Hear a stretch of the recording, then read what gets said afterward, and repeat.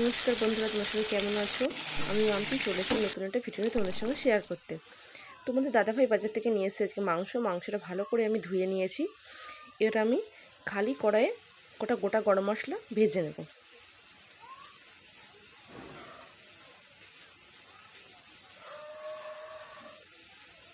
ভালো করে গোটা গরম মশলাগুলো ভেজে তুলে নিয়েছি।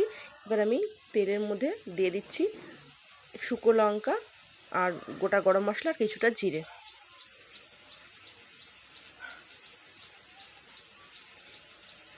ভাজা হয়ে গেছে, এবার দিয়ে দেবো পেঁয়াজ কুচি। পেঁয়াজগুলো ভালো করে ভেজে নেব।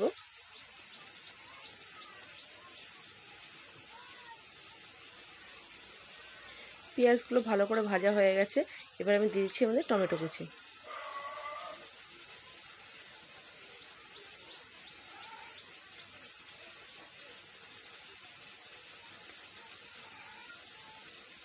টমেটোটাকে ভালো করে আমি ভেজে নিয়েছি। এবার আমি দেবো এর মধ্যে মশলা। এর হচ্ছে আদা, জিরে, রসুন আর শুকনো লঙ্কা, কাঁচা লঙ্কা একসাথে পেস্ট। মশলাটা দিয়ে আমি ভালো করে আবারও কষিয়ে নেব।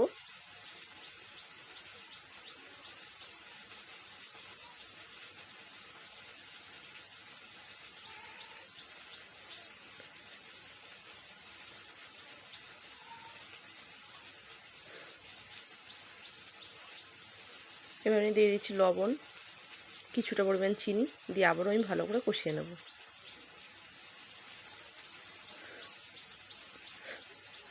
মশলাটা ভালো করে কষানো হয়ে গেছে, মশলার গায়ে তেল ছাড়তে শুরু করেছে। এবার আমি দিয়ে দিচ্ছি মাংস। আমি আলুটা ভেজে নিয়ে নিতে আলুটা মাংসের সাথে একবারে দিয়ে দিচ্ছি।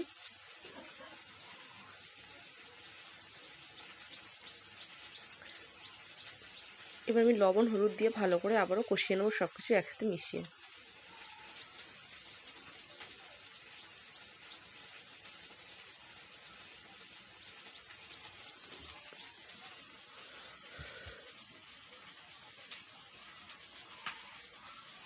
এবার এই মাংসটাকে কিছুক্ষণ ঢেকে রাখবো। মাংসটা কিছুক্ষণ ঢেকে রাখার পর আমি আগলা করে আবার ভালো করে নেড়ে নেব।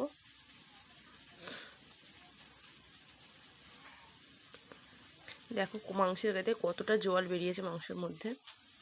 এবার আমি দিয়ে দেবো এর মধ্যে মিট মশলা।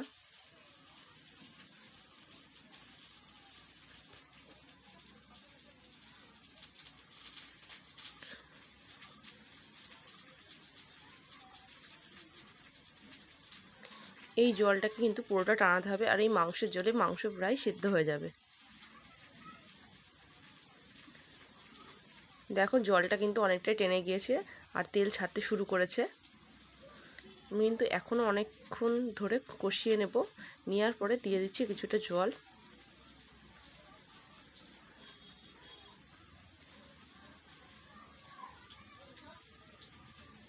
এবার ওই ভেজে রাখা গোটা গরম মশলাটা আমি দিয়ে দেবো।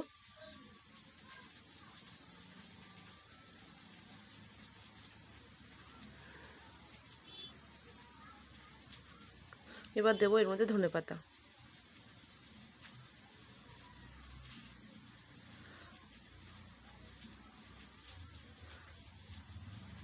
আর সামান্য পরিমাণ গুঁড়ো গরম মশলা দিয়ে এবার আমি তরকারিটা নামিয়ে নেব।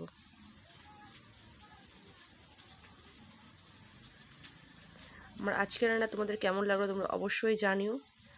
আর রান্নাটা ভালো লাগলে চ্যানেলটা অবশ্যই সাবস্ক্রাইব করো।